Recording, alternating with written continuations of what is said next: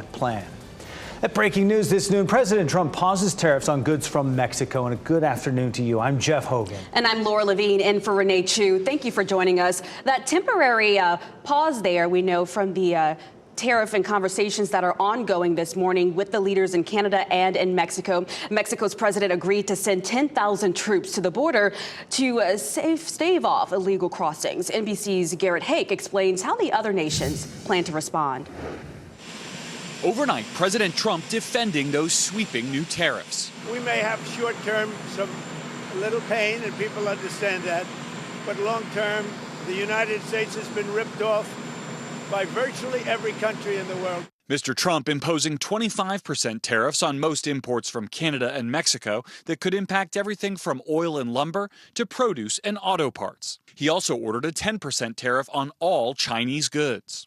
Even key Republicans sounding the alarm about the impact to Americans' wallets. It will drive the cost of everything up. In other words, it'll be paid for by American consumers. Why would you want to get in a fight with your allies over this? Canada's prime minister warning Americans will feel the pain. Tariffs against Canada will put your jobs at risk. While Canadian crowds at sporting events this weekend booed during the U.S. national anthem. It comes as a government purge continues to escalate, including 6 senior leaders at the FBI fired Friday.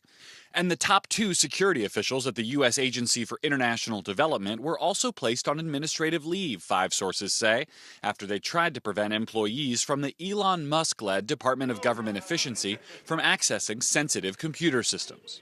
Musk saying overnight that he's in the process of shutting down the agency, which coordinates the U.S.'s overseas humanitarian assistance, adding the president approves. I went over it with him, in detail, and he agreed with.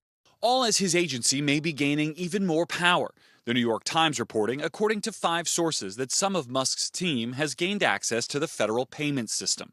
That system sends out money after it's approved by Congress and contains sensitive information from millions of Americans who get federal payments like Social Security checks.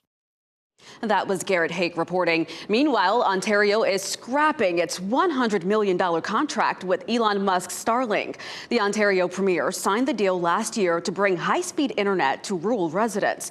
Now he says he will not do business with people hell-bent on destroying their economy.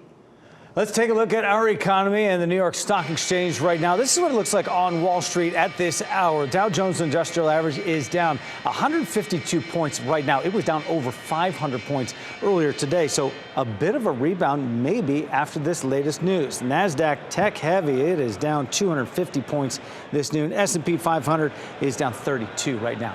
Governor